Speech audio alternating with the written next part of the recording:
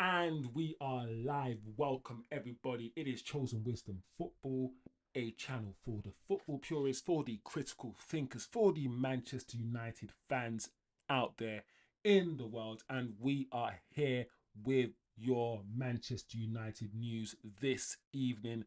As usual, guys, I've amalgamated all of the latest Manchester United news, headlines, and talking points all in one place so you guys don't have to do anything. I've got all the latest fallout, guys, from the Manchester City game. I hope everybody is feeling better after that dreadful, absolutely dreadful performance yesterday against Manchester City. And as we all would have realized, all would have thought, the fallout from the game, the talking points from the game, everyone's talking, everybody's got their opinion. Amorim in, Amorim out. Who's to blame? Is it the players? Is it the system? Is it this? Is it that? It has started, guys. Everyone is giving their input on the situation. Manchester United fans are angry, and there's a lot to talk about, guys. There's a lot to get into as usual. Big up the chat. Big up Jerry. I saw your comment, Jerry. I'm sorry about how you feel. It is not a good place for Manchester United fans right now. I can speak on everyone's behalf and say that we, the fan base, no matter who you're listening to, what you're watching, collectively, we do not feel good. The atmosphere right now is absolutely insane. It's depressing. Very, very depressing. So we're all here together, guys. We're all here together and we're gonna go through this weeds. We're gonna go through the weeds together. So big up Jerry, big up Tacklish in the chat, big up TK as well, my guy TK. Let's see what is happening, guys. What has been said, what the fallout is. So on today's show, we're gonna go through Amorim's performance. We're gonna go through some stats, and also we're gonna go through Amorim's quotes post game, guys. We're gonna go through Amorim's quotes regarding Sesko. He's spoken about Sesko and the fact that Sesko needs time. There's also some stats conversations going on around Kobe Mainu and his performance when he came on. He's seen as a positive.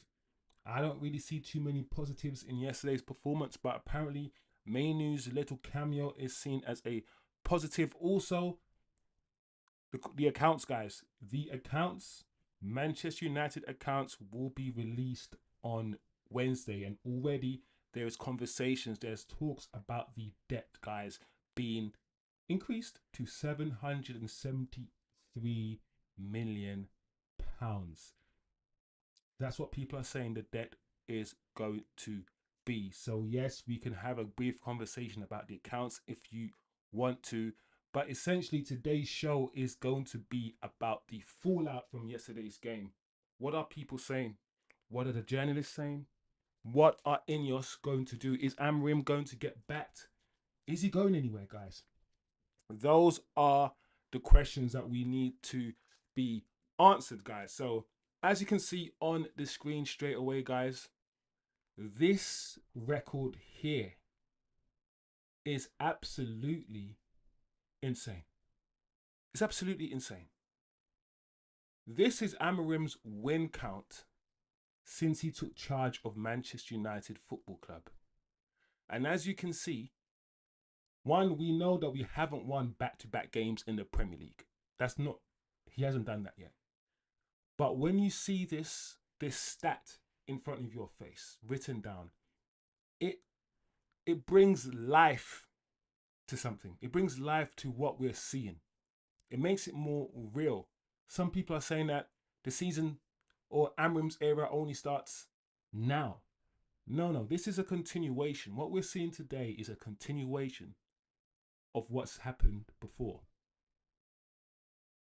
No wins in November, 2 wins in December, 2 wins in January, just 1 win in February, and 1 win in March. 0 wins in April. 1 win in May.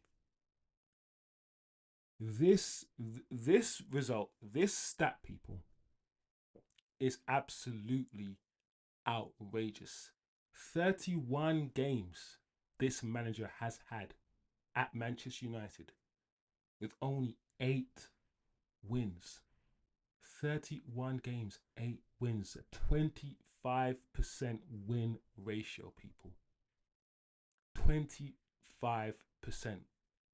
Some of you guys will say this doesn't matter because he's going to turn it around. My question is, what are people seeing to make them think or make them believe that the manager will turn this around? I don't know, people, but this stuff, this stat or these stats just bring truth, in my opinion, to what a lot of you guys have been saying, have been seeing, have been feeling for a while. I think I'm at the stage now, personally, where I think it's best if we change managers. This manager has already come out, guys, and he's already said that he will not change. He said he will not change. So how are we going to change? What's going to change our fortunes? The managers won't change his system. He won't adapt. The players are drowning. So what's going to happen? I don't know. I don't know, people.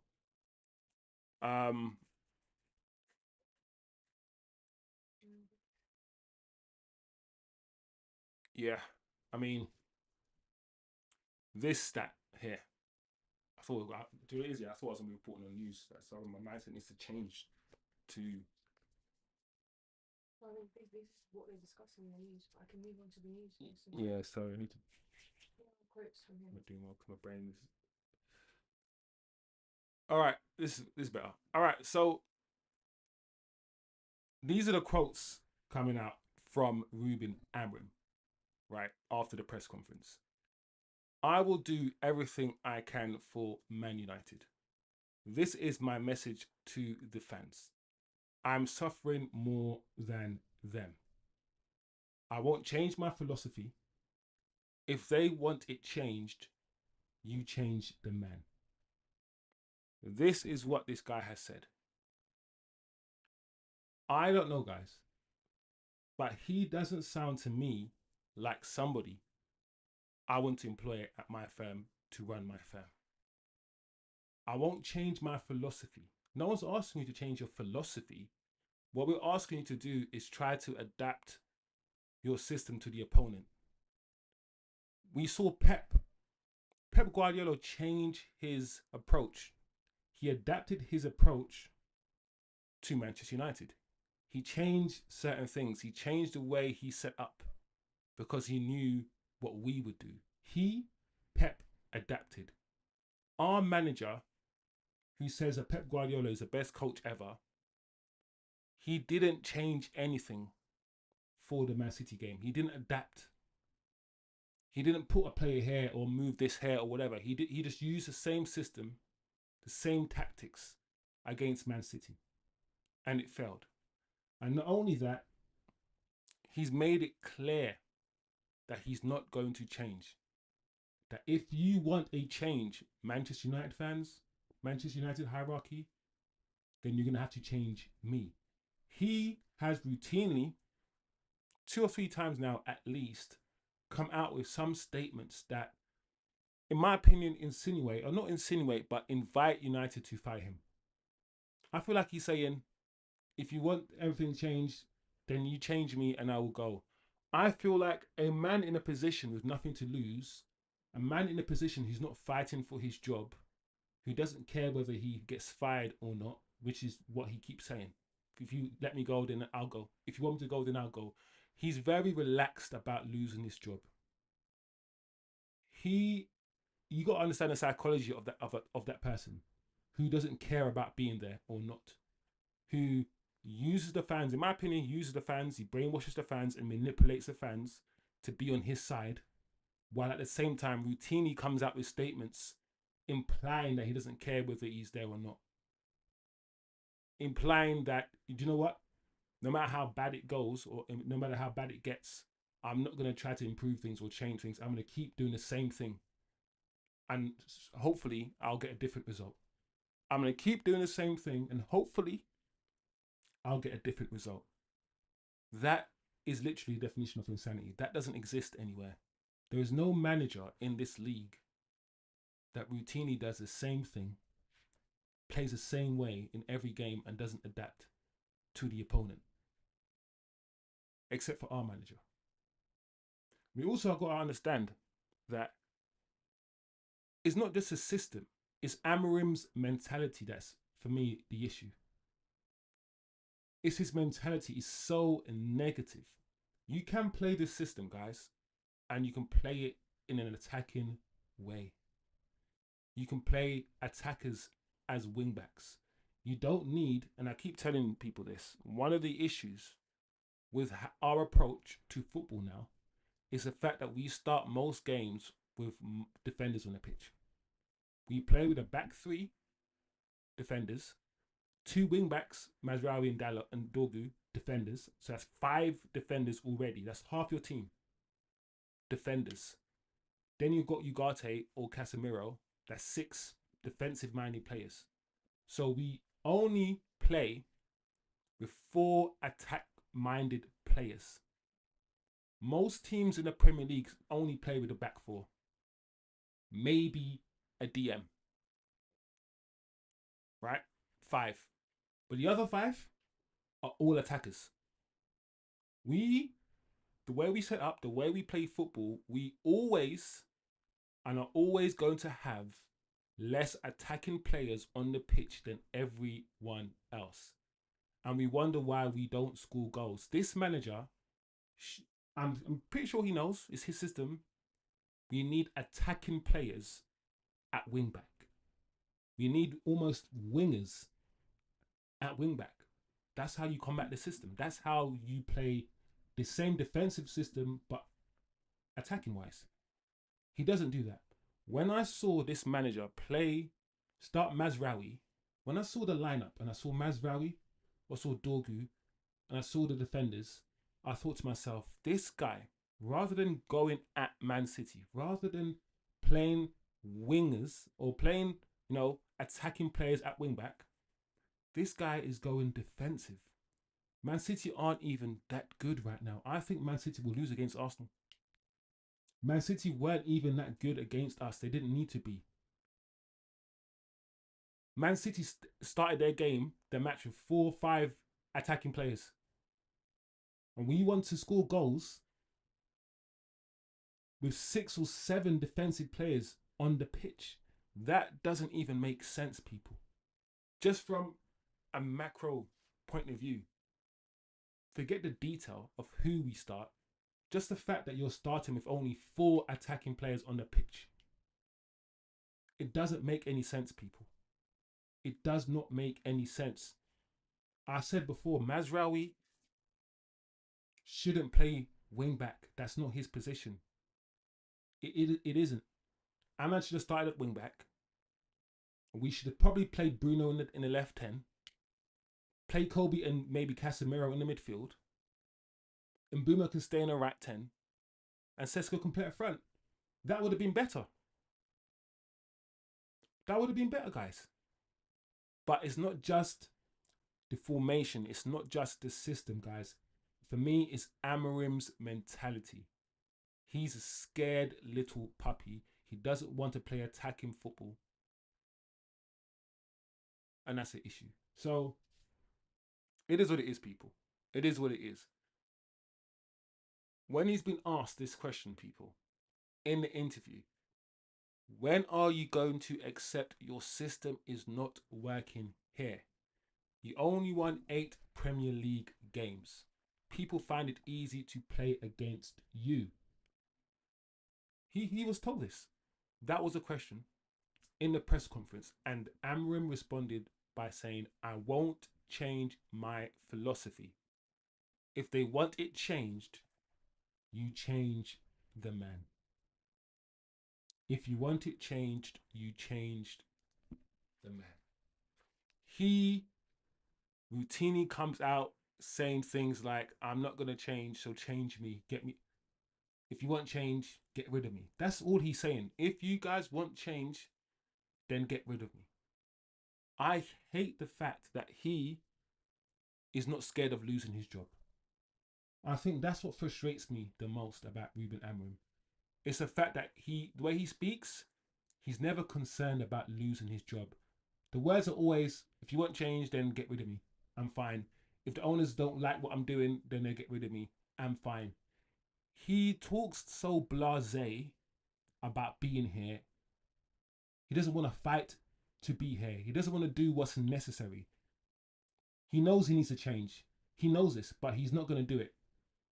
So it's almost as if he feels like he's big. I almost feel like Amorim feels like he's bigger than Manchester United. I need Amorim to be scratching and clawing. I need him to be changing players. I need him to be going back to this office and looking at his playbook and just trying to find new ways and alternatives. And I need him to be doing the most to try to get us a win. But I don't see that. I just see him just being calm. There, if they want to get rid of me, then get rid of me. I'm not going to change. I am who I am. My philosophy is the philosophy. It's the best philosophy. All of these things. I'm like, bro, where's the urgency? The problem I have is that we want footballers to fight for the badge, to act like they want to be here, to run their hardest, to do all these things, to show flexibility. If you can't do what the manager tells you to do, if the manager wants you to play left wing back, play left wing back. We want this from the players, but we don't accept or expect or demand the same from the manager. He's half-hearted. He's 1 foot in, 1 foot out. He's blasé, and we're just like, cool, yeah, he's passionate, or whatever excuse we want to use. I don't know, people, but for me, this is just not good enough. It's just not good enough. Are there any other tweets? No, but it's just that this is his perspective. Yeah, I mean, guys, this is Fabrizio Romano coming out after the game now, giving his 2 cents. At the moment, Manchester United are backing Ruben Amorim. That's what Fabrizio Romano has said, and I believe him. At the moment, I don't see Manchester United firing Ruben Amorim, getting rid of him, or anything like that. Amorim is convinced that the problem is the mentality of the club and the players and not the system. This is my issue. And this is why I say managers come in and they sometimes turn you against players. They change up the whole system, try to implement a quirky little system like Ruben Amorim's trying to implement at Manchester United that doesn't suit the players. The players don't really understand the system, don't really understand why there's 2 people in the midfield, right? They don't really get that.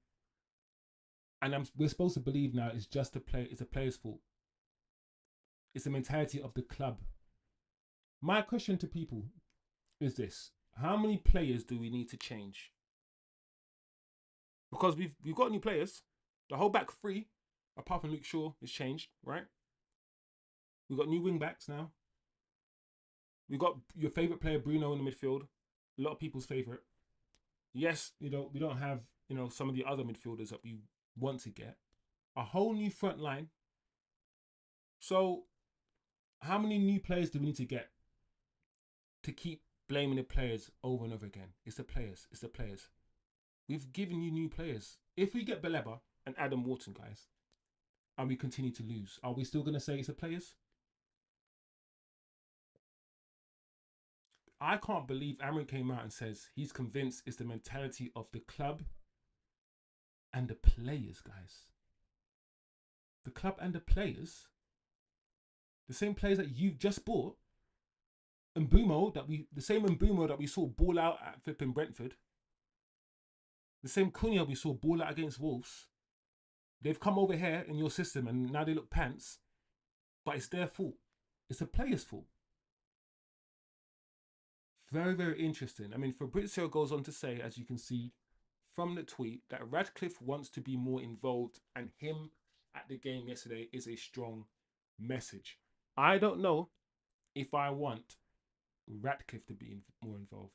I think the owner should stay the owner and let Wilcox and all these guys who he pays to make footballing decisions, just allow them to make the footballing decisions. I don't know how much Radcliffe knows about football. The whole point of having this new structure at Manchester United is so the footballing people can make footballing decisions. We no longer have bankers like Ed Woodward in charge. We're supposed to now have people who understand football in charge, right? So, Jim, I want you to listen to the people that you've hired. Listen to them. You've hired them for a reason. So, very, very interesting. I think this manager, with the way he talks, I need him. I think if he was more desperate to keep his job, I honestly believe if Ruben Amorim was more desperate to keep his job, we would be winning more games. Ruben Amorim's approach to me is so blasé, so relaxed, that I feel like he doesn't care enough, bro. Big up Niche Fan in the chat. In the chat. Big up Niche Fan. Quite straightforward. Niche Fan in the chat says, sack this one-dimension, single thinking, dilly, dogmatic, no adjustment making. I needed that laugh, man. I needed that laugh. Big up Niche Fan in the chat.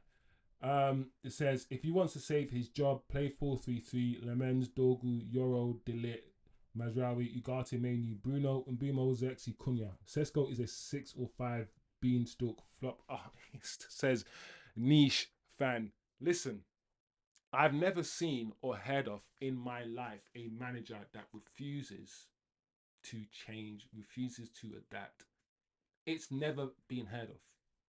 Never been. Imagine, I've said this before, imagine working at a firm and your director and the firm is going under. It's just on fire, making wrong decisions, losing money all the time. The firm is not good. And your director, who's been in charge for the whole year, while it's been a disaster, says, do you know what? Nothing is working right now and everything is crap, but I'm not going to change one bit until I want to. It just wouldn't be like, it's just unheard of. It's unheard of. It's crazy.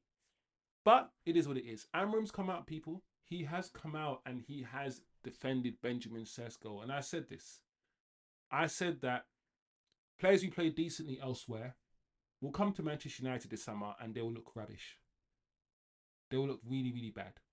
I did tell people to manage your expectation when it comes to this striker. I said he is developmental just like Højlund is. I've said this. I said, let's manage our expectations. If you want to protect him, play Xerxes then. Play Xerxes and bring on Sesko. He's not even doing that. He's not even doing that. He says, Amorim on Sesko, he plays in the strongest league in the world. We can help him make the most of his qualities, but it will take time. I've said this. I can see, I know some people already going to write him off and trying to, destroy his confidence. And we do this as a fan base.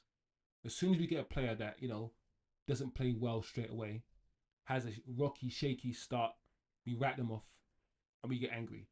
I'm not going to write off this guy until he's had a whole year. I need a whole year of football from Sesko, just like we got 2 years from Højlund, to write him off. I can't write him off because he's playing in this toxic environment, in a system that's not conducive for him, and he's just come to the league. Not yet anyway. I need a bigger sample size. I've seen enough of him, just little touches, that there's somebody in there. There's a player in there. Will we, Manchester United, in our current state, ever get the best out of him? Who knows? Who knows? I don't think we got the best out of Højlund. And Højlund's going to go elsewhere and start scoring goals. Are we ever going to see the best out of Mbumo? Because to start having a go at Sesko, we're going to have to talk about the rest of this team. What about Bruno? Like, you can't watch the game yesterday and talk about how bad Sesko is without not talking about how bad Bruno is and how bad Mbuma was and how bad Ahmad was and how bad Dillit was and how bad Shaw was. And these guys were all been here longer than this guy. So he should get the least heat because he's only been here for 1 second. The other players have been here, some of them, for years, and they still get defended. While this guy been here for a minute and he's getting abuse already, it doesn't make any logical sense for me. But some people never wanted him in the first place, and I wanted a more seasoned striker. So I'm not defending him because I'm biased for Sesko. I'm defending him because I feel like I already told the chat, manage your expectations when it comes to Sesko. And if you manage your expectations properly, then you might not get angry because you already know that he's developmental. You already know that he's not as good as Gyökeres. He's not as good as a finisher. We know these things. So if we understood what he was, I always say this, if we understand what players are before we get them, we're going to be less angry. Because I already knew to expect this from him. Hence why I said start Xerxes and let this man grow into the league. But that's just my opinion. Just my humble opinion. But very interesting that he's once again, the manager, come out to try to defend Sesko. I think he knows that in this climate, in this environment, will make or break a player. Your confidence, like 50%, at least 50% of football is played up here, right? You can be technically gifted all you like, right? If you're technically gifted, you could be Adel Taarabt. Everyone remembers Adel Taarabt. Amazing footballer. Up here, he's a street baller. He doesn't have the footballing IQ, but technically Adel Taarabt was crazy, right? 50% of football is played up here. If you destroy the man's confidence to do simple things, he's not going to do it. I already said in my watchalongs, watch the memes start with regards to Sesko, and in about a couple of months, this young 22-year-old, his confidence will be destroyed, and we'll never see his true ability until he leaves. Rinse and repeat. Bring someone else in. Toxic. Can't survive. Leaves. Flourishes. That's what we're gonna do. Keep doing. Anyway, that's that. Big up the chat anyway. Big up the chat. TK said there's a bad combination of lack of midfielders and managers, futile tactics and formation. We can't point at or address one without addressing the other. Fans need to accept we're 12th. I hear you, TK. I hear you. I agree. It's more than one thing. It's a combination of a few things. We need to play Cunha in the 9 and then Mbuma and Xerxes in the front line, says Niche Fan. Big up Shivam as well. Big up Shivam. This is like, I'm going to do my tactical analysis. I said I wasn't going to do it, but I'm going to do it. And one thing I've noticed already when I watch the game is that I've said many times, our spare man in the way we play is one of the defenders. We play with 3 centre-backs, right? So the only spare man we have is one of the centre-backs. I would rather the spare man be an attacking player. But in our system, the spare man is one of the centre-backs.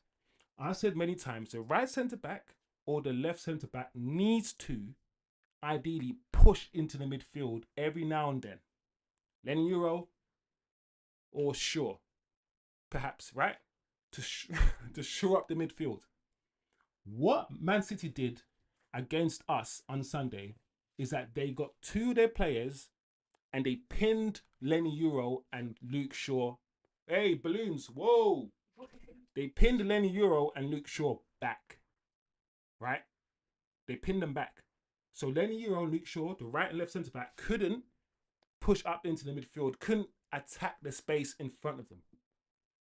There's only 2 ways, in my opinion, of shoring up the midfield. And I've said it many times in my tactical analysis. You either get the 2 10s and your number 9 to come deep to shore up the midfield, or you get the right and left centre back to join the midfield. One of them. Right? We couldn't do that against Man City because of the way they set up. And we didn't change and we didn't adapt. So we had Bruno and Ugarte in the middle, no defender joining them. The Ahmad and Mbumo, those are new positions for Ahmad. Ahmad's not a left 10, and Mbumo, as much as we want to play him in a right 10, he's more of a right winger, right?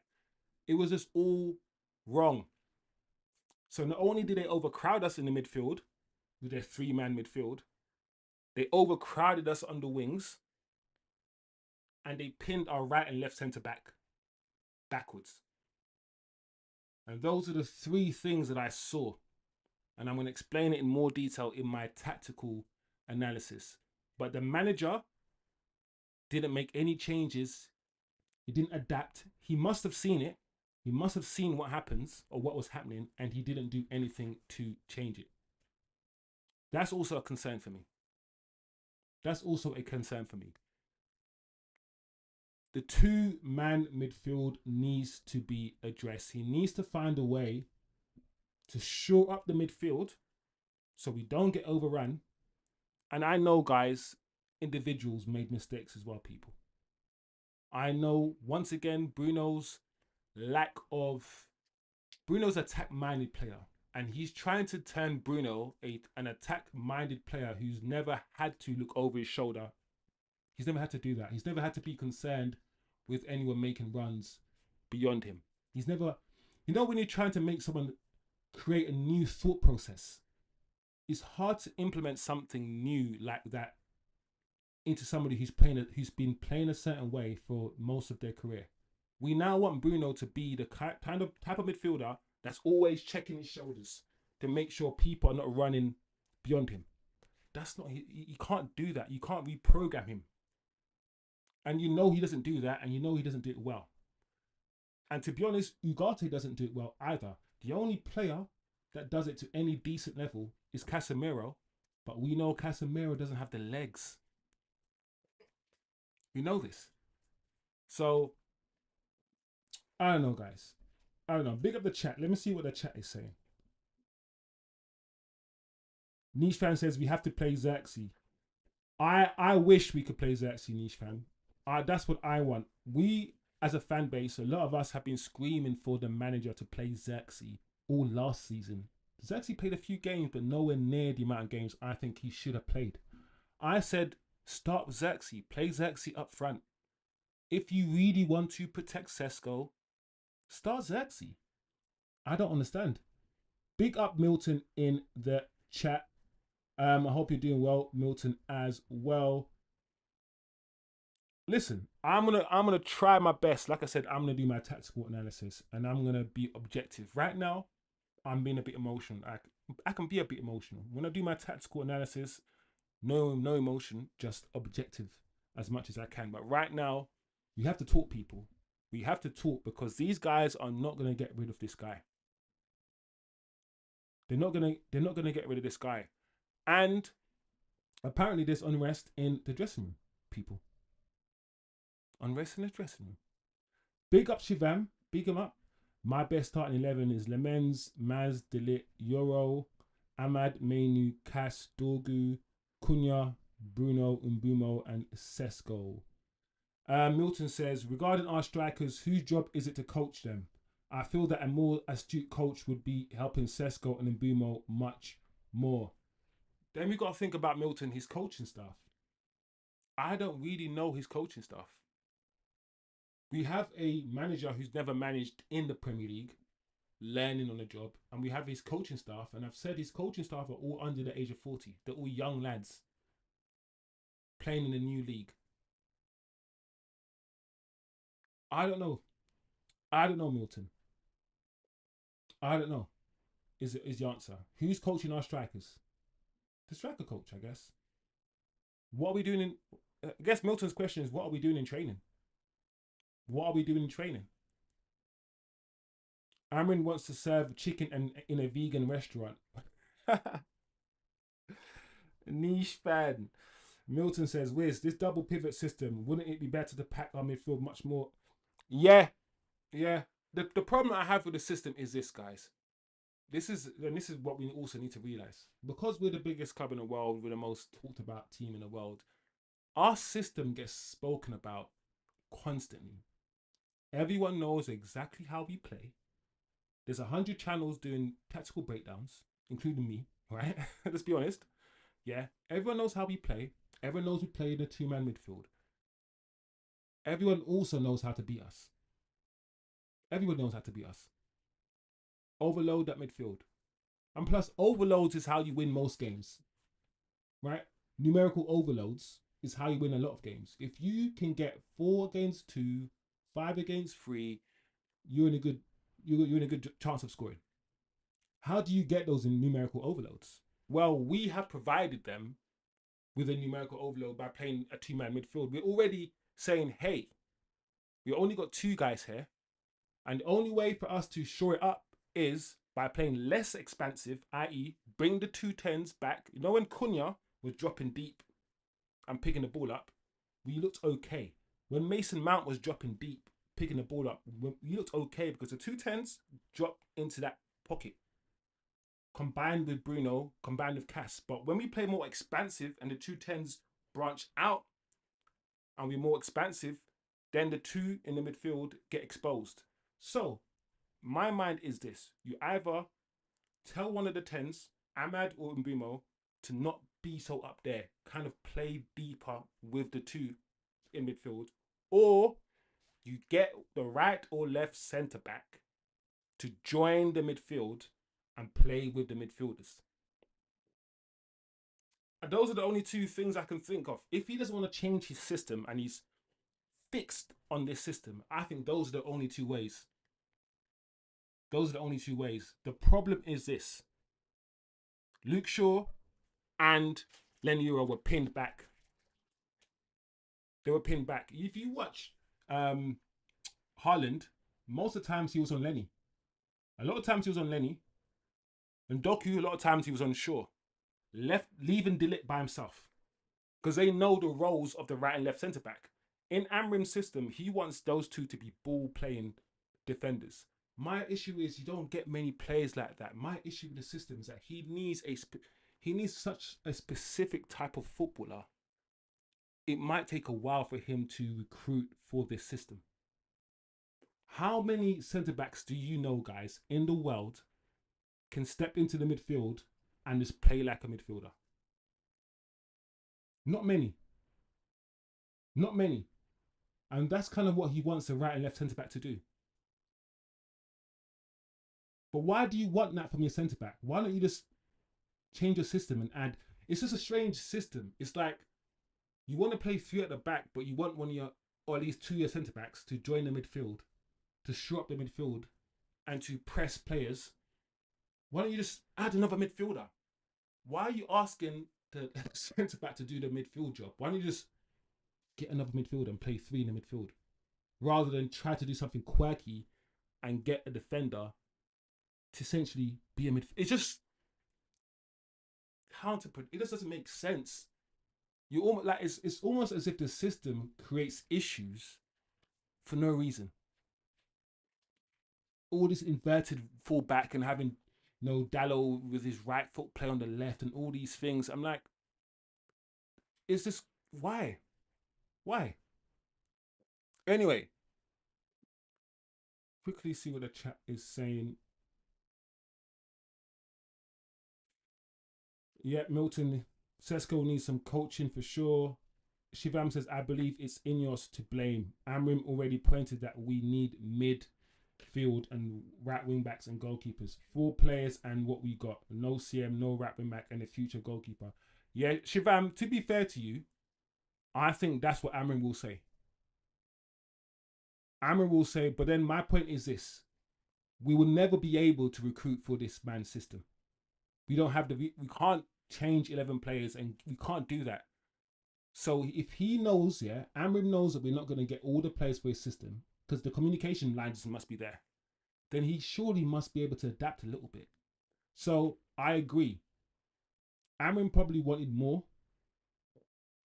He probably wanted more. But one of the reasons why we couldn't get him more is because he failed to beat Spurs. So it's like, we had enough we had enough players, or the quality of players that we have is enough or was enough to beat Spurs. The £100 million that we would have gone a long way to reimburse and shore up the midfield. He failed in that match. So one of the reasons why we don't have the money is because of him, AMORIM. But yes, at the same time, INEOS haven't given him what he needs.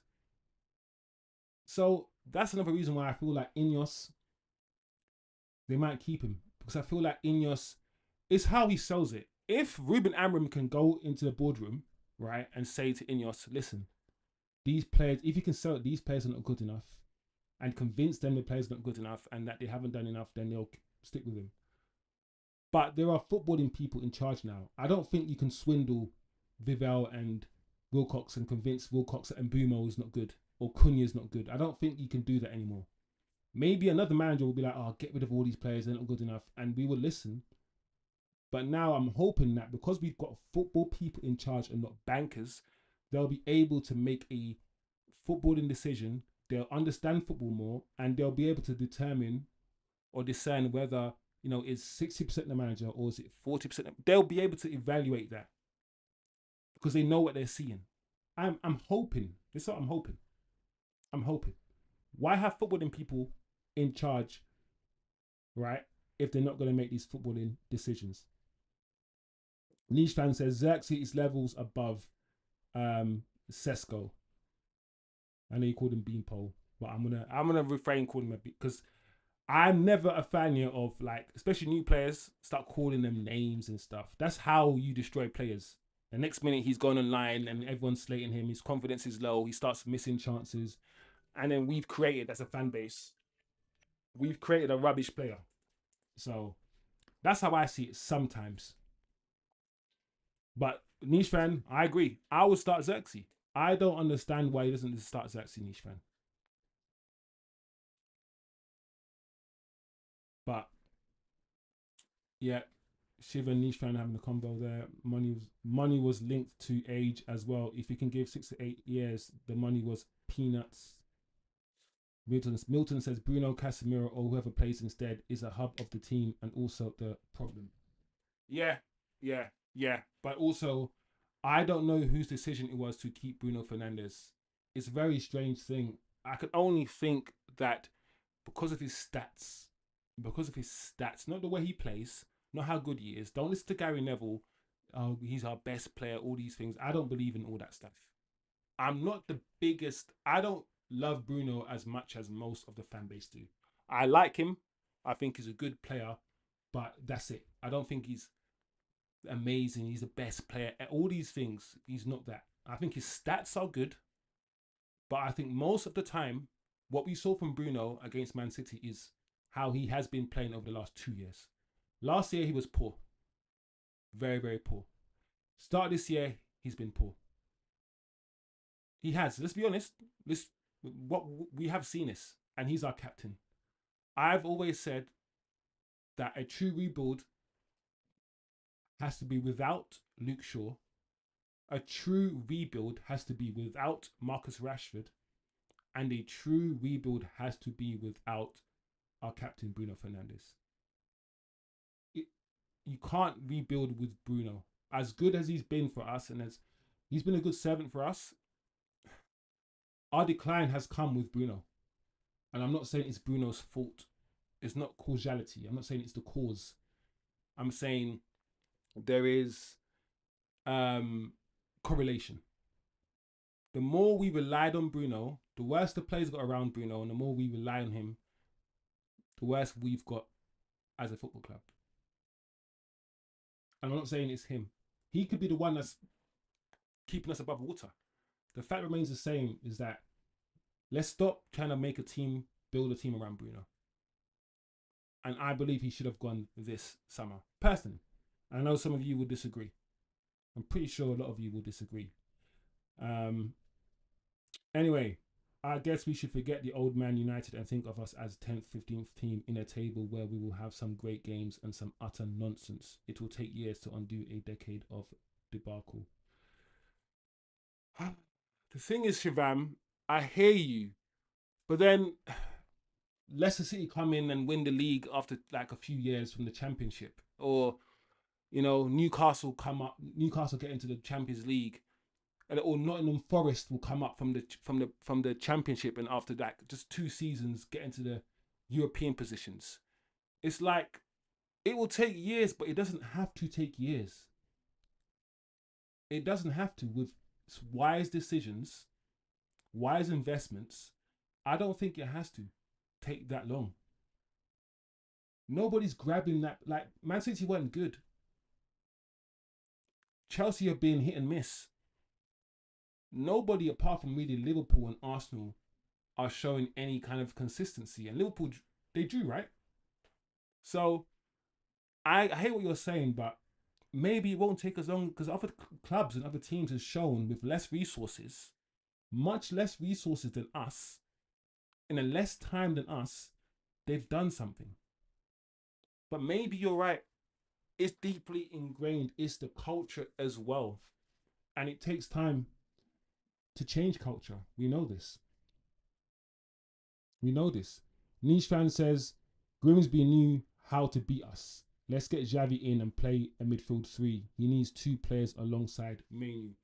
That's the thing as well. I always say, listen, we don't need to hate ballers that don't fit into systems, because a manager can come in and in a split second, you can go from playing wingers and needing your wingers to never needing wingers again. Right? I've said this before. 4 out of 5 of the bomb squad were wingers. We, during the summer, said goodbye to playing wingers. Sancho, Anthony, Rashford, Garnacho. In fact, 4 of the 5 bomb squad were wingers. Right? That is clear to me that we are saying F wingers, we're not playing that system anymore. We didn't replace any of those wingers that we let go with other wingers. We didn't. We replaced them with what? Some 10s and a striker. Don't allow a system change to convince you that the play is shit. I think we need to be able to analyze and assess footballers independent away from their system that they're playing in. Just look at how good they are with the ball at their feet, not the system they're playing in. Because very quickly, we've gone from thinking Kobe's the next best thing since sliced bread to he's rubbish. And that's because he can't fit into the system. Garnacho, as bad as Garnacho is to a lot of you in your eyes, and I don't rate him that highly, but he can't fit in the system because he's a winger and he's not a 10, so he needs to leave. Don't get confused with players who don't fit into the system and players who are simply just not good players. I think sometimes we confuse the two, and we start calling good players rubbish just because they don't fit into the system. Then they go elsewhere and they ball out, and we're like, oh, it's Man United. I don't know, people. Just a thought. Anyway, I am talking a bit. Let's get back to the topic before we wrap up.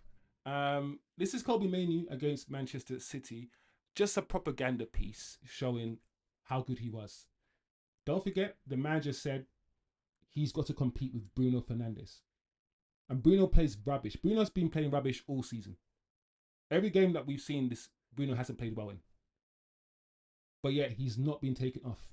Bruno can have a 1 out of 10 game, an absolute stinker, and we know this as a fan base because we've seen many of them, and he'll continue playing the whole 90 minutes. So the manager, 100%, you need to understand this, is being disingenuous. When he says Kobe has to compete with a player that he never takes off, no matter how shit that player is, then there's no competition. How can there be? Think about this. You have to compete with a guy that I and everyone else knows will play every minute of every game, regardless of how good he is and regardless of how bad he plays. Then how the hell can you compete with that? How? Disingenuous. Also, our managers then come out and says he has to compete with Casemiro and Ugarte. So he's added more players. So first of all, we have 2 players, one defensive, one attacking. Kobe and Bruno are the two attacking midfielders. Casemiro and Ugarte are the two defensive midfielders. That makes sense. All right, follow me. That means Kobe has to compete with Bruno for that attacking spot. Casemiro and Ugarte. I understand that. Cool. But now he's got to compete with Casemiro and Ugarte as well. I'm telling you guys, when managers are under pressure, like Ten Hag did, like Ten Hag was under pressure and he threw Sancho under the bus, and all of you guys and the rest of the fan base just ran with it and destroyed Sancho. Just be careful when managers are under pressure. If you're under pressure, for instance, and you're managing a team, you don't want it to be your fault. Of course you don't. If I'm managing a team, I want to make sure that it's got, listen, it's not my fault. I'm doing the best I can. It's the players. Of course I'm going to throw the players under the bus to save my, of course I am. So when managers do this, they, start throwing players under the bus, I want this fan base, I want all of us in this channel to just be aware of it. When I say things like who the next scapegoat is going to be, I'm not asking you guys to be bad mind and start scapegoating people. I want you guys to start thinking ahead and start predicting things and start being, I want us to be like that intellectual group that just knows shit, knows when things are going to happen, can smell things happening, can see things going on. I ask, who do you think the next scapegoat is going to be, so you guys can, so us, all of us as a fan base can start seeing what's really happening. Rinse and repeat. Anyway, Ruben Amorim on Kobe Mainoo. Like a lot of guys, he wants to play more. I believe a lot in Kobe, but some of you think that Kobe Mainoo is already done. As in, he's already the finished article, the finished product. I think he can do so much better. Cool. He can improve a lot. I really believe in Kobe, but I want more. All right. That's not bad. That's not bad. But it also implies that he's not doing enough. If you read between the lines, I want more. Amorim also goes on to say this. Maybe Kobe is not used to fighting for his place, but he's a very good kid. He wants to learn. He's fighting. What is that saying? It's insinuating that Kobe is not a fighter. He's not, used to fighting for his place. So what you're going to get? You're going to get comments like, shut up, Kobe. Sit down, Kobe, and fight for your place. And what did I say before this whole monologue? Fight for what place? Bruno's going to play every game. Regardless of what he does, he's going to start and play every 90 minutes. This gaslighting. Wow, there's a spider. Where? Wow, there's a giant spider. Anyway, flipping heck. Fumba cloud, blood cloud. This spider's a fumba. Channel rotted. Anyway, the gaslighting is pissing me off, bruv. I can't take being gaslit and being manipulated. I hate being gaslit. There it is. This quick. Sorry, guys. No, this spider is massive. It's bro. This is crazy. This is crazy. Sorry, guys. I'm about to deal with this spider, And when I tell you that this spider's massive, yeah, I ain't joking around, guys. It's crazy, yeah. But let me focus. So, anyway, The Athletic has also gone in and said, Kobe Mainoo's talent is not enough, and he must improve his positional sense, head coach Ruben Amorim said. Right? Amorim explained his demands on his midfielders ahead of Sunday's derby against Manchester City. I think for some guys it's enough, their talent, but for Mainoo, it is not enough. I believe in him a lot. He is a top player, but he can be so much better. I think he needs to have the technical ability that he has, but he needs more pace. Stop right there. I just want to confirm to you, confirm to everybody that you cannot get more pace. You can't get quicker. That's not something you get.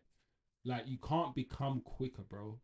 Like, do you know how long it takes Usain Bolt, to take 1/10 of a second of his sprint time? He's a sprinter and he has to train every day and just to shade 1/10 of a second of his time. You cannot, yeah, just become quicker. Your speed, yeah, is what you're born with. It's genetics. Yes, technically speaking, you can get a little bit quicker, but you're not gonna go from 9.6 seconds to 8 seconds. Like the increments of your pace, yeah, you getting quicker is you're not gonna get quicker basically.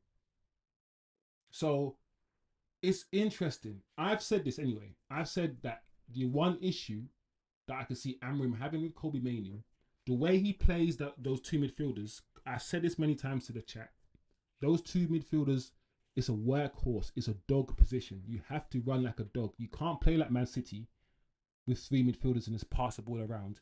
Those two have to be bombing up and down the pitch. They have to be just machines. They have to have Kante's legs and Kante's lungs. That's who he wants, and that's not Kobbie. It's not Kobbie. So he's basically saying he wants more pace and aggression from Kobbie, and he's never going to get that. You don't just get quicker. You don't as a footballer. So the point I'm making is this. He's essentially saying Kobbie's not going to last long in his system because you can't get faster. Speed is not something you gain, bro. You're not slow at 19 and then quick at 20. It just doesn't happen. So he's pointing out something, yeah, that Kobbie Mainoo will never possess. Kobbie Mainoo will never possess speed and the aggression. That's not his. He will never possess that. That's physicality. So it's very, very interesting. Very, very interesting. But when Kobbie Mainoo came on, guys, he made a difference. He slowed the game down. His passing was purposeful. You know, he was calmer on the ball than Ugarte, who treats the ball like a grenade. And sometimes Bruno treats the ball like a grenade, just launches it everywhere. Very, very interesting. Kobbie can't play in that midfield two. The way that the manager wants those two to play, like dogs, workhorses, Kobbie can't play that. But don't allow Kobbie Mainoo not fitting into this new system. Don't allow that to be Kobbie's crap. Don't let your brain do that, guys. I know most of you guys. I'm speaking to the choir here. I know you guys know, but for people who are not familiar with this channel, don't allow that to happen. Understand that he's a good footballer, but doesn't fit in the system and might have to leave. Or we get this manager the fuck out of there, so we can see some ball, so we can see Kobbie Mainoo ball out, so we can see Ahmad start balling out again, so we can see Mbumo start, like, get this guy out there. Anyway, more Kobbie Mainoo stuff. This is the last Kobbie Mainoo, I think, slide, but this is probably more about AMORIM than Kobbie, to be fair. There remains a belief beyond AMORIM's coaching staff that the system can be a success. See, I don't even like the first sentence, guys, because he says the system can be a success. You know, when you don't know something is going to be a success or not, and if you don't know, then why are you so wedded to it? You're only wedded to it the way you're wedded to it if you know that this is gonna work. I've seen it work in the Premier League before. I've done it. It's the best thing ever. I'm not gonna change. I'm telling you, just give me time. This I will win the league. If it's not that, then why can't you just be flexible, bro?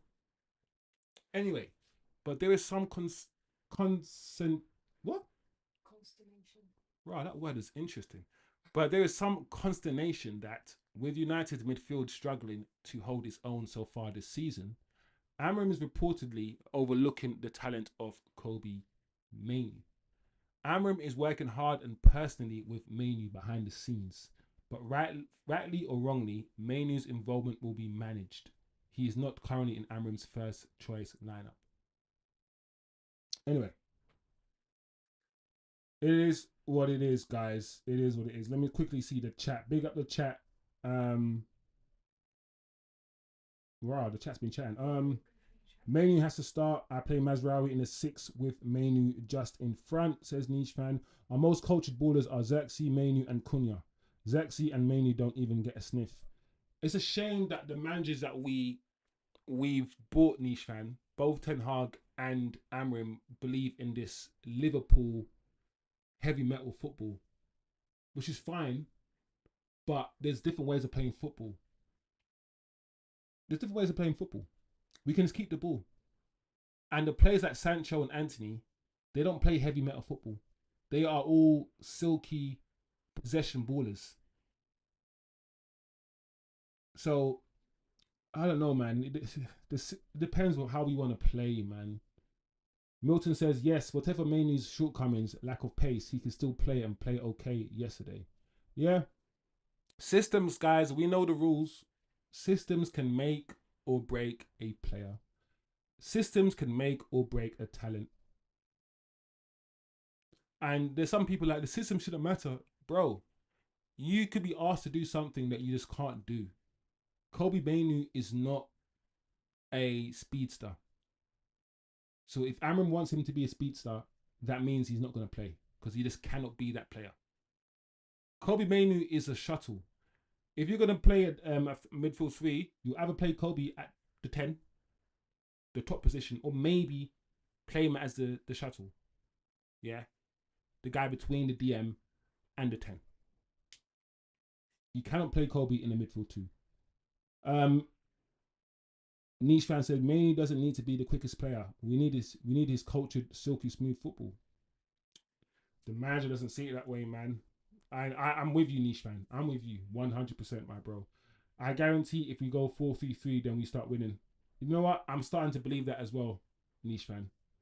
I'm starting to believe that as well. A true rebuild has to be without Slabhead. Oh yes, I can't believe Maguire is still at this club. So when I talk out loud, yeah, I start to think, do you know what? We still got Maguire. We still got Luke Shaw. Poor AMORIM. But then again, I look at the system and I look at how the system hasn't made anyone look better. There's not one single player that looks better with AMORIM. Not one. Every single footballer that's come to this club over the past year looks worse with AMORIM. So as much as I'm saying poor AMORIM, I can say poor the players. Poor players. And nobody wants to look rubbish. Nobody wants to look rubbish. Everyone has pride. So the players eventually are going to have to defend themselves against the manager. And that's what we're going to see. Players unhappy. We're going to hear it now. We're definitely going to hear it now. Shivam says, Niche Fan, yeah. Back forward. I feel like, yeah, you know when it says it's a system, it's not the system per se. It's also how the manager interprets the system, guys. It's like the fact that this manager plays 6 defenders. Like, I will tell you guys this. Fundamentally, you will not win a football match if the majority of the footballers on your team are defenders. Just think about it logically. How do you score a goal when 60% of your team are defenders? Nobody in the Premier League plays 6 defenders. No other team plays that many defensive players who that. How can we score goals when we only have 3 or 4 attack-minded players in the whole team? How does that make any sense to you? I've said this many times. For the system to work, the 3 at the back, great, make them defenders. But those 2 going up and down, they have to be attackers. They have to be. They have to be attackers. You cannot play Mazraoui and Dallo there. You cannot. You cannot.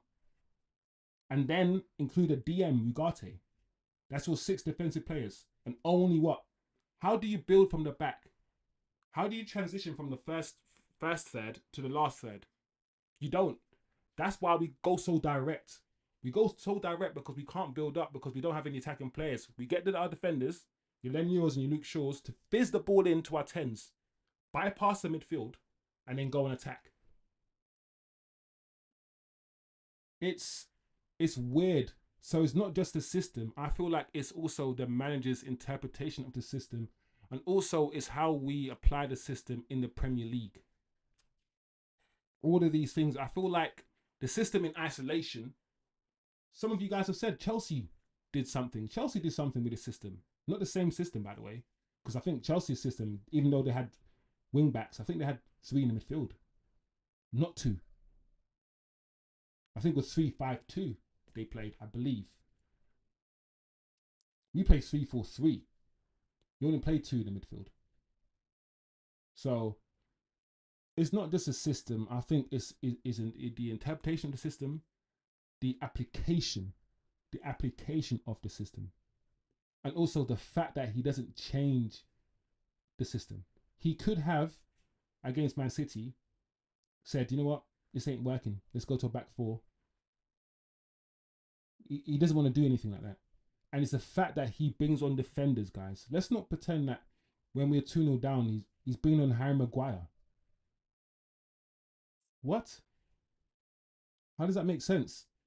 And he only made an attacking change with 10 minutes ago. That's when he brought on Xerxes. Insane, people. Niche fan says Baleba and Mainz would have been unreal. We don't have the players to implement the 3-4-3. My question is, guys, as always, if we get Adam Morton and Baleba in that midfield too, do you think our fortunes change that much? Do you think the way we play change that much? Maybe. And yeah, we've got rid of wingers. We don't even have any wingers in the squad anymore, guys. Milton says AMORIM is saying he won't change the system, but exposes us every match, and a 4-3-3 might help at least. Yeah. I mean, going to a 4-3-3 is what everyone knows. I think I saw his interview and he said something on the lines of, when we played with a 4-3-3, we were bad as well. And I thought to myself, that's when somebody was asking him about changing the system. He said, when we played a 4-3-3, we were bad as well. And I thought to myself, hold on a second. Yeah, but we weren't this bad. We were better. And we had worse players. I think we've got better players now. Cunyan and Bumos and all these things. So, I don't know, man. We don't have decent wing backs, says niche fan. Cool, guys. Sack Shamarim. He's stealing a wage. The thing about Ruben Amorim is how he's simultaneously. This is why I feel like the gaslighting is a bit weird. He simultaneously tries to be on the side of the fans. He says a lot of things that are adhering to the fans, and says things like, I know it's the worst thing ever, and all of these things. It's the worst this and it's the worst that, and suffering. And he says things that fans are like, yeah, he's been honest and he's been truthful, so we like him. But I'm always like, hold on a second. You're the manager though. If anything happens, it's on you.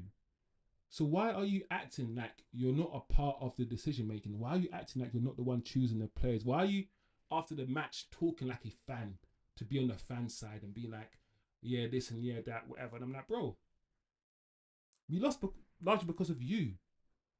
He's very good with his words, guys. He's very manipulative, I would say. Some people wouldn't use that word. He'll say, I don't know, suave, a poet. Use other words, I guess. And listen, I'm a Man United fan. I want Ruben Amorim to turn it around. I really do. But when this man's saying he won't change, no matter what happens, he won't change, bro. Nobody wants to hire anybody in your organization that doesn't change. Eventually, you're gonna have to change. Football changes, guys. Football, as we all know, changes. Look how athletic football is. You have to be a speed merchant to play in the Premier League. You think Gary Neville and Jamie Carragher can play as defenders in the Premier League right now? They'll get run past by every single player on the pitch. If you can't run 100 meters, in 2 seconds, you're not becoming a footballer in this modern age. There are no slow footballers now anymore. None of them. The athletic abilities of footballers, I think, has converged a little bit. Is that a word? Converged. Before there was big discrepancies. You can't. I don't think you can find a slow centre back now. You can't find a slow centre back. It's very, very interesting, people.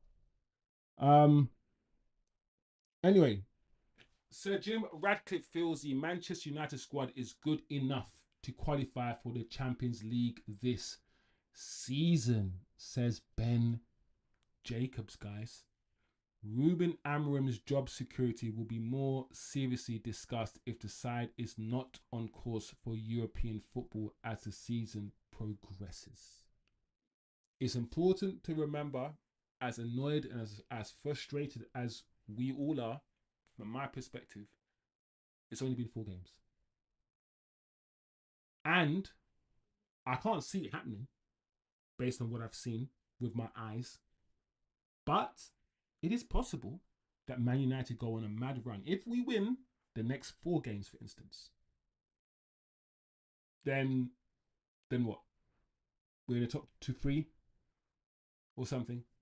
Like, so even though I don't believe it will change, I can't predict the future. And it can. It can.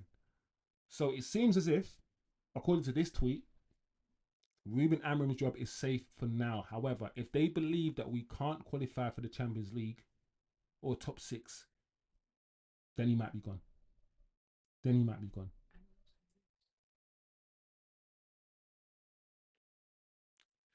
Also, from Chris Wheeler, off the back of that, has said this, people.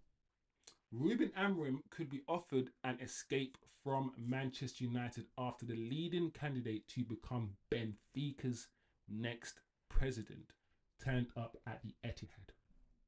So, Joao Lopez has made no secret of his plans to take Ruben Amorim back to Benfica. He's currently leading the polls. So this is Chris Wheeler, who's now reporting that Ruben Amorim is on Benfica's wish list. He is the top of Benfica's wish list. Maybe, guys, this is why he's so chilled. Maybe this is why he's so calm. Because in his head, he's thinking, listen, if it doesn't work out at Manchester United and they get rid of me, and they can, and if they do, cool. These guys knew exactly what I was like. They knew my principles. They knew my tactics. They knew my approach. They knew my philosophy. And they hired me. So I'm not changing. But if they get rid of me, I'm gonna walk into another job. Probably back in Portugal, back in Benfica, and I'll be winning trophies. That is probably why he's so chilled. And for me, a manager who's already got eyes out, a manager who's this blasé about whether he goes, whether he leaves, he's not fighting for his job or doesn't want to. How can I put my 100% faith in this guy? How? When he ain't got no faith in himself or the club with 1 foot out business. How? Anyway, let me quickly see the chat before we wrap up, people. Listen, this show has been very negative. And I'm sorry, but I'm not really sorry because I'm not doing no toxic positivity. I'm not, do you know what? In about next 5 games, we're going to win and we're going to be top 5 and yeah. And then, no, I can't do that, guys. I can't. So it is what it is. Kobe's a 10, says TK. Niche fan says, Mainz our best player and he doesn't even get a game. I want Amorim out so we can see Mainz thrive. Are you player FC, Niche fan? That will be the comment, right? Is Niche fan player FC? I know things aren't as black and white as that, Niche fan. I'm just having a bit of a banter. Amorim out won't solve the complete lack of midfielders on United. That's true. That is true. I like this chat, yeah. I like you guys because you guys are able to understand that it's multifaceted. As much as I'm banging on about the manager, the chat is smart. The chat knows that it's complicated. It's possible that Manu and others will outlast Amorim. I feel the Portuguese coach is a good actor from his post-match comments. Big up Milton, bro. Big up. I hear you though. Like, You know when someone can like be so genuine that he can also use his authenticity to be disingenuous. If that makes any sense. Just be careful. Be careful when you're like, oh, I see myself in this guy because he acts like a fan. He doesn't look at penalties and he gets emotional and because he's just like us. He's a fan like us. Just be careful because like I've said it before. You don't want your manager to be a fan like you. Why do you want your leader to be like you, bro? You want your leader to be better. This new idea, yeah, that your politicians, that your president or whatever, it needs to be your friend. It needs to have these same characteristics as you. It needs to be like me. I voted for this guy because he's like me. No, no. I want this guy to be better than me. I need him to be the best of the best.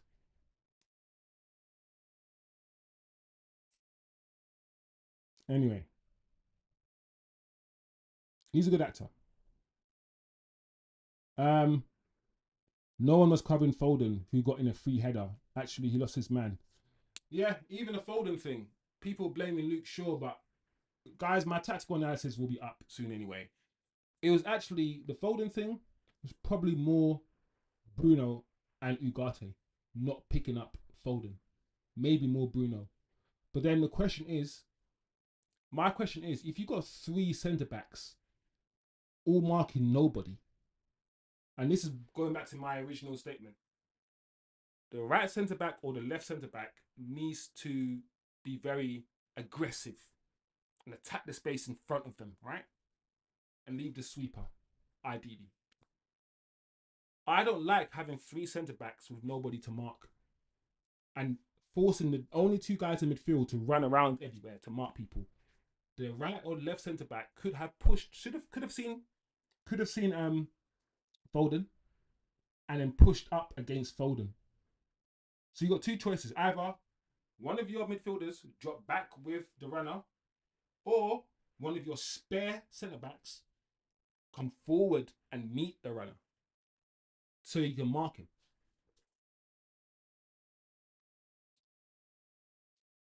Anyway, the system Amram needs to tweak it at least tweak it, at least tweak it.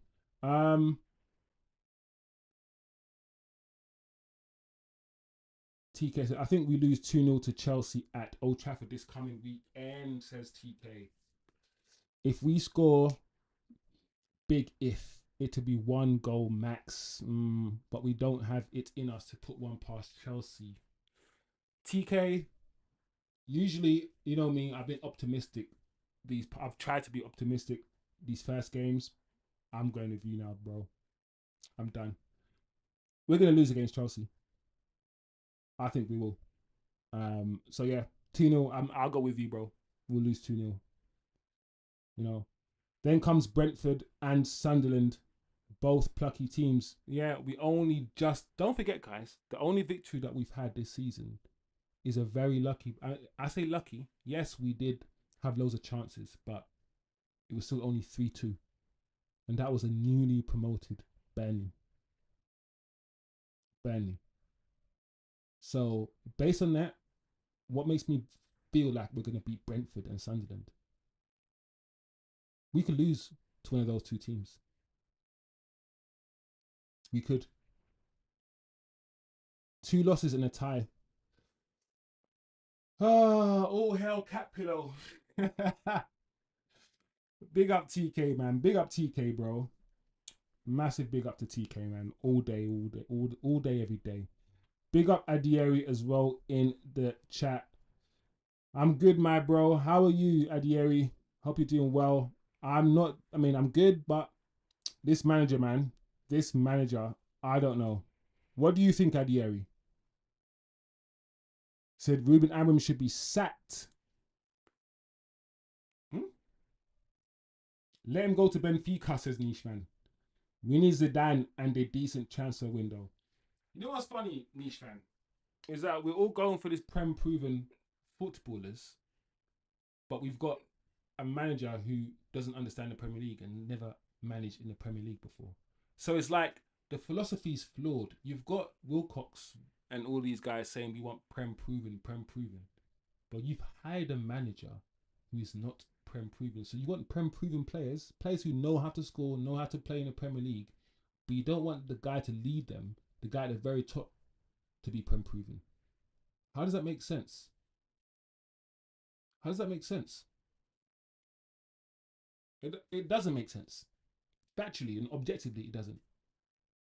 Here's all the guys that you can work with that know what they're doing because they're Prem proven, but you don't know what you're doing. But it's okay. Lead them out. I think, yeah, the next manager of Manchester United needs to be somebody who we've seen do something in the Premier League. I want the next manager of Manchester United to be somebody that we've seen turn water into wine in the Premier League. And therefore, it's not a guess. It's not, oh, we're getting a manager that's unproven. It's more of a calculated decision.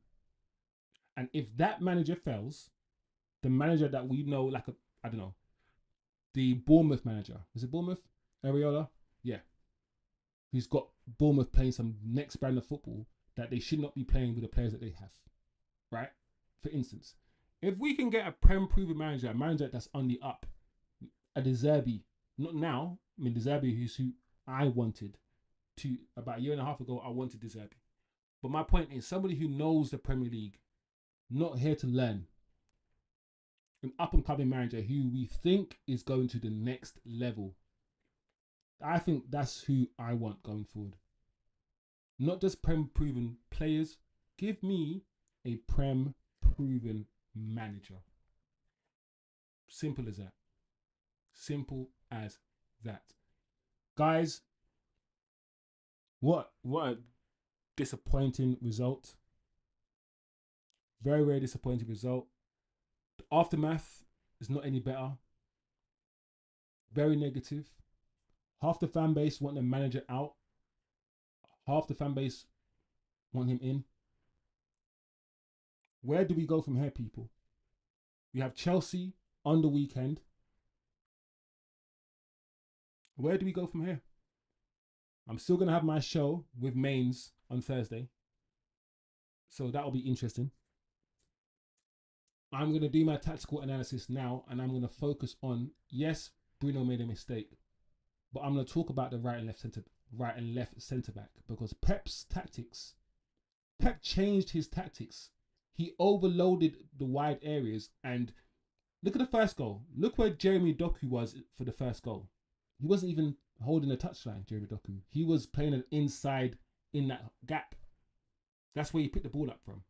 Pep, that's why it's so frustrating, guys, to see Pep, one of the best coaches, adapt and change his tactics to face us, and we play the same way in every game. We never change for the opponents. It's crazy.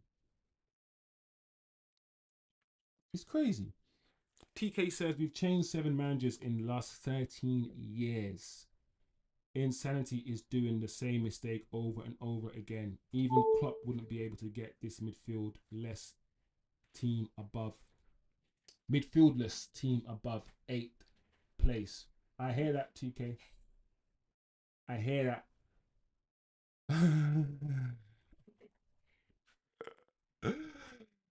That's also true. The problem is, it's a balancing act. We don't want to keep changing managers and chopping and changing, because we've recruited for this manager.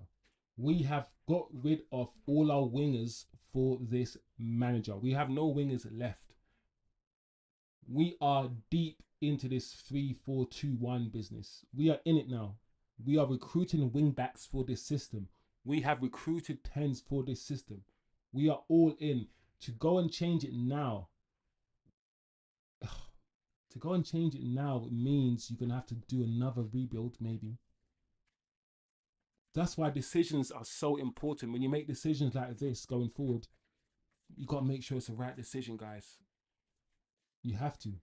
So I hear what TK is saying. I hear it. Milton says Wilcox should put on a tracksuit and take part in coaching and help out more. Bro, I don't know if this is is it a problem, guys? because someone asked me this, is it a problem that one of Amorim's coaches, the assistant manager, I think maybe, is big, is overweight? Is that an issue that one of the coaches is very overweight? Do you care about that? Because I don't know if I care, but I want to know what the chat says or thinks. Does it show something, or does it not matter? As long as he knows what he's doing, as long as he's a good coach, it doesn't matter. Does it matter? Because I don't know if I've seen many big coaches. I don't know. Maybe I'm just thinking too much into it. Maybe I'm analyzing things too much. But TK says the third goal was a result of Ugarte and Shaw touching each other's. Yeah, Shaw. It's interesting because Shaw, we know Shaw's lack of mobility is the reason why. Because Luke Shaw should be playing left wing back. Right, the Luke Shaw of 5 years ago, 6 years ago, that was bombing forward all the time. The left wing back would have been his position for me because Luke Shaw doesn't have the defensive awareness to play centre back, right? So a left wing back position for Luke Shaw would be giving him the attacking freedom and less defensive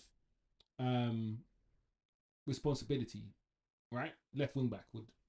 But because of Luke Shaw's lack of physicality and lack of pace now, his pace has declined so rapidly. He used to be very, very quick, Luke Shaw. And now, and Haaland, 4 years ago, there's no way Haaland is outrunning Luke Shaw. 4 or 5 years ago, that's not happening.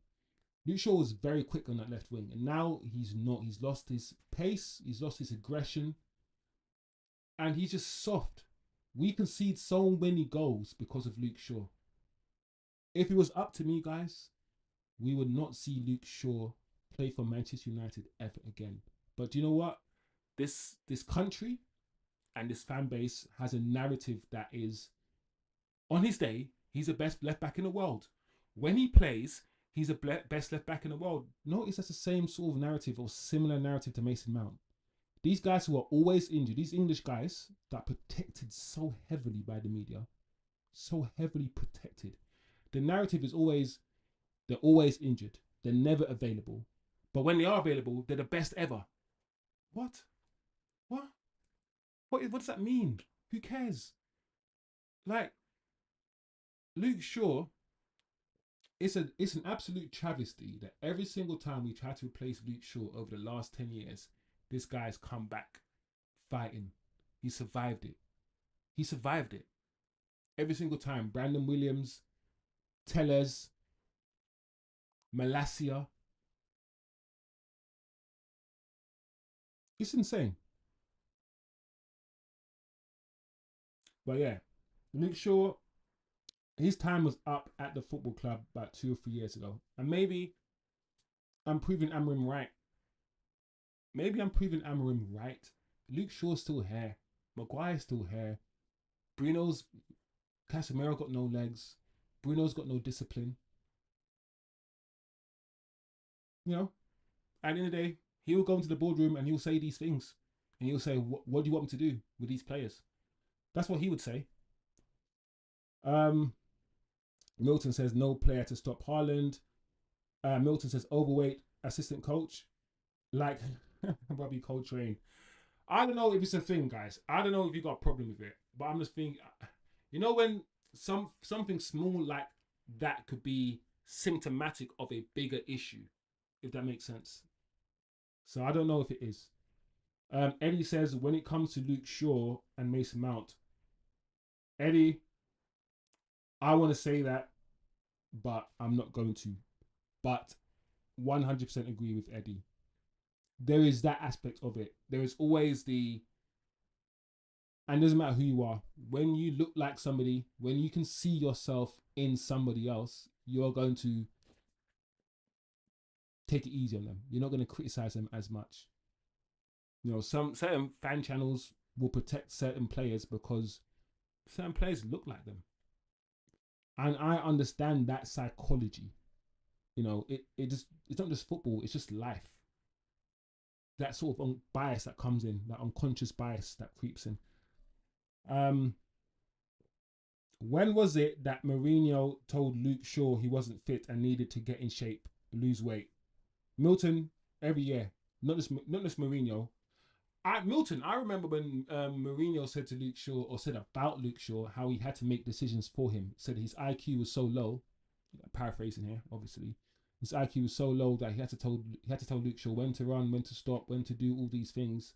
He essentially had to. He said he had to hold his hand and coach him through the game.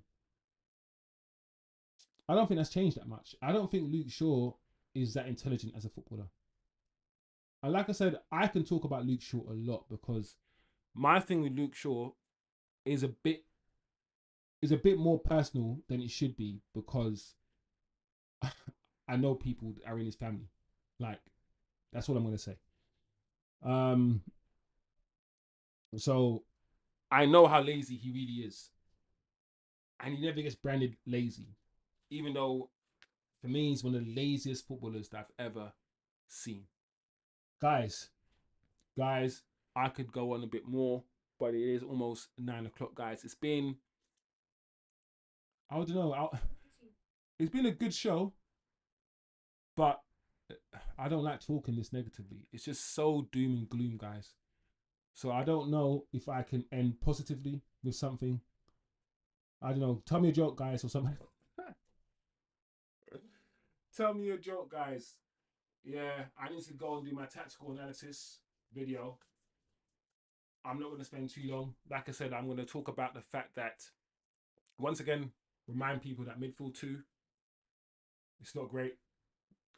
It's not good, bruv. And like I said, that defensive three, playing, playing, and I'm always going to say this, playing any football match with the majority of your team as defenders, you will not win games. That is just basic. If you've got 11 players and 6 of those 11 players, 7 if you include a goalkeeper, are defenders, how are you going to score goals? One of the reasons we did not score loads of goals last season, apart from maybe the system, is the fact that we played defenders as wingbacks. So when Dallo and Mazraoui got into the final third, guys, they didn't behave like wingers. They didn't take their man on. They didn't do anything. They just passed the ball back and they were safe. They're not creative players. The wingers, the wingbacks, especially when they're up here, have to be as creative as wingers. And we don't have that. Not with Mazraoui. As technically sound as Mazraoui is, he doesn't give us that.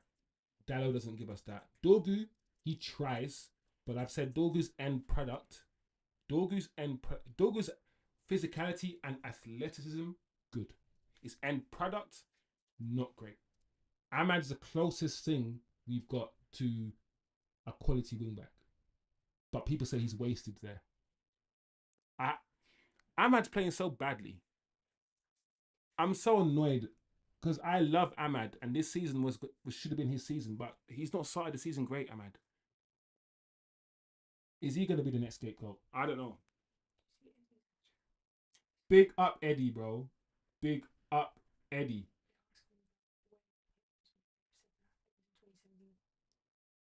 Yeah. I think 2017 Milton is when Mourinho said that about Luke Shaw as well.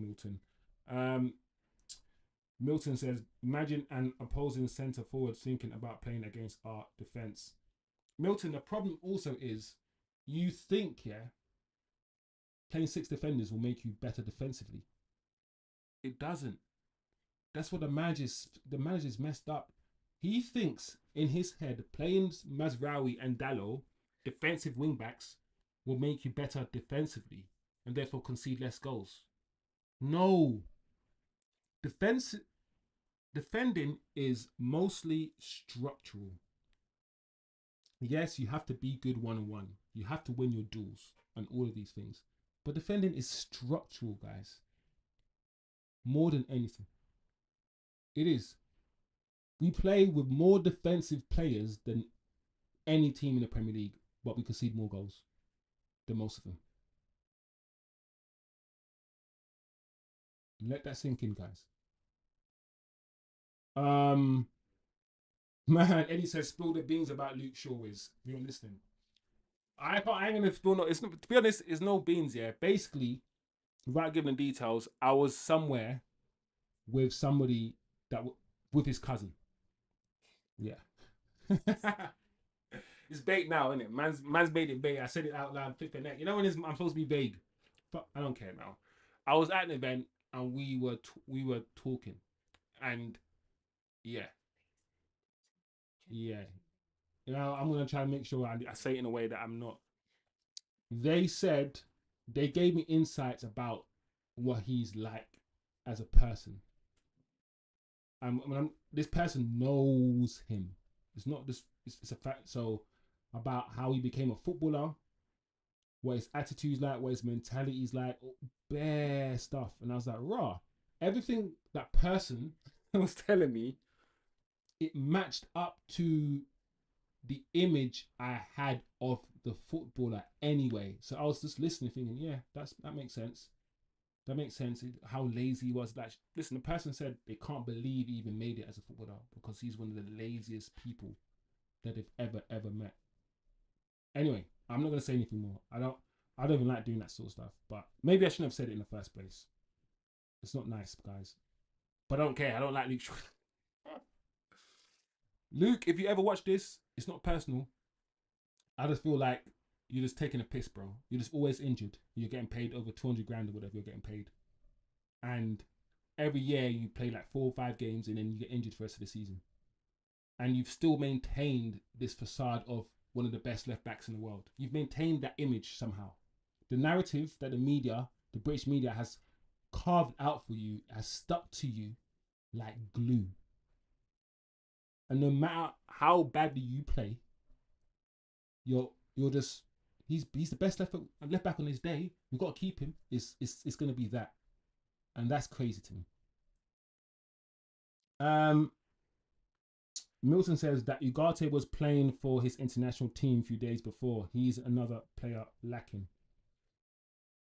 Ugarte, in my opinion, guys, and you guys might disagree. I think Casemiro starts ahead of Ugarte every day of the week. I know Casemiro doesn't have the legs, but I would sacrifice a bit of legs if for Casemiro on the ball work. On the ball, Casemiro is much better, and Casemiro come up with a set piece. He'll score a header. He'll do something. I I would play Casemiro ahead of Ugarte all the time, all the time. TK says today we feel like we got dumped by our girlfriend. Ah, next few weeks we get to meet all the guys she was. Get used to this feeling. Ah, TK, man. Oh, man. I don't want to get used to this feeling, TK. But you're right. You're right. We don't run from it. Don't do toxic. You know when people have to do toxic positivity and they have to create another sort of fake world to live in. Let's live in reality. This is crap. Let's sit in it. Let's be uncomfortable. Let's be comfortable being uncomfortable. I always say this. Listen, there's nothing wrong here with being uncomfortable. Be comfortable feeling uncomfortable. Because life isn't about comforts and it's being comfortable. That's how people shape their own reality and want to go into the meta universe so they can just escape reality. Bro, this is going to be very uncomfortable, guys. And we're going to have to learn how to talk about things and, have conversations about all this negativity without overly doing too much, if that makes any sense, without overly being too emotional. Um, United players are paid very good money every week to perform at a decent level, says Milton. Yes. Too much money, some of them, Milton. To be fair, it's the managers that keep playing Luke Shaw's. Eddie's right. Eddie's right. It pisses me off, Eddie. You know when every manager comes in loves Mason Mount, and I'm always like, oh, why do you have to come in and love Mason Mount? I have to see Mason Mount for the first 5 games before he gets injured. Ten Hag came in, he loved Mason Mount. Then Ten Hag bought Mason Mount, played him first 5 games, got injured. I'm always like, oh, I hope the next manager that comes in doesn't love Mason Mount and we have to see him start the season and just get, because Mason Mount will get injured. Mason Mount can't play more than 2 games in a row before he gets a 6-month injury. That's just Mason Mount. So the only thing about Mason Mount, I've got to say this nicely. It's not good that he gets injured. It's not nice that he gets injured. I was going to say, for me, the only comfort is the fact that I'm going to say, fuck it. I know he won't last long on the pitch. But every manager loves Mount. And Luke Shaw, as you guys said, it's the same. Every manager comes in and talks up Luke Shaw. And the thing is, I sometimes agree. I've always said this. Luke Shaw, with the ball at his feet, technically, he's a good footballer. He can pass, short passing. He can spray the ball long. He has good technical ability. The issue I have with Luke Shaw is now his physical ability on the football pitch. And as usual, the biggest problem with Luke Shaw, footballing IQ, guys. Footballing IQ.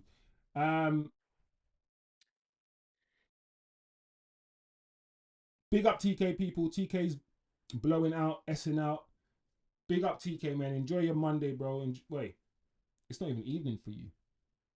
Yeah, it's daytime for you now, isn't it, TK? Yeah. Big up TK, man. Yeah, enjoy yourself, bro. Let's catch you next time, TK. Who would I bring in as our next manager? I don't know, guys. This is my issue. My issue now, yeah, is I know a lot of you want to move away from the 3-4-2-1. I get it. The issue that I have now is we're now a year into this new formation, this new system, and we've now bought players for this new system. So in my mind, I'm thinking of getting a manager who can deal with these players, and that's why I'm like, do you know what? I don't mind Glasner. When you guys were saying about Glasner and what he's doing at Crystal Palace, I could entertain that. I could also entertain Areola. Those are 2 on my list. I know some of you guys want Xavi. I feel like Xavi's football is going to be so specific. To play that sort of like silky football that Xavi wants, yeah, we're going to have to go through another rebuild to play it. So I'm thinking of the path of least resistance is what I'm thinking. How can we get to where we need to get to, top 4, as quickly as possible with the players that we have, if we're going to include like the Balebas, if we're going to get them in January or next summer. And I feel like the Crystal Palace manager has a similar system, and he's doing bits at Palace. But at the same time, I understand people who don't want. For me, I don't care about the system as long as it works. As long as it works. But that's me. Those are the sort of like 2. I want Prem proven. I want a manager. I don't want us to be talking about Prem proven players and then go away and hire a manager that's never managed in the Premier League before. Yeah. I just feel like, cool, Prem proven players, great. Give us a Prem proven manager. A manager that knows the hustle and bustle of this damn league. He knows what they're doing. That's kind of where I'm leading to. But that's a question to the chat, really, because I think you guys know my opinion. I mean, who would you guys get? Who would you bring in, Eddie? And Milton.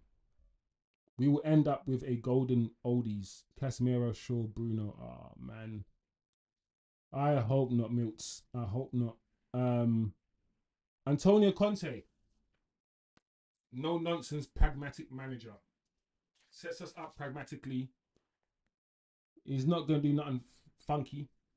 No quirkiness like this manager trying to do all this quirky stuff. I hear that. I'm not for me personally, but I hear the Antonio Conte thing. I hear it, guys.